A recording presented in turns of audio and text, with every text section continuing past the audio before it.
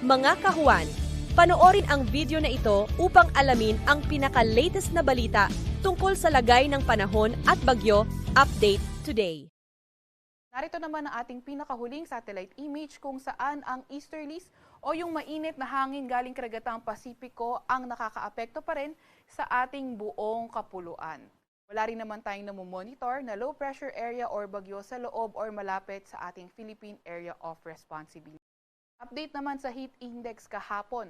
Ang pinakamataas na naitalang heat index around Metro Manila ay 34 degrees Celsius at sa buong bansa naman ay 40 degrees Celsius sa may Dagupan City sa may Pangasinan.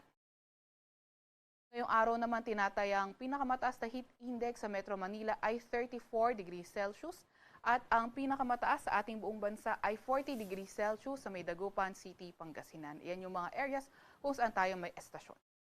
Wala pa rin naman tayong nakataas na gale warning sa kahit anong dagat baybayin ng ating bansa.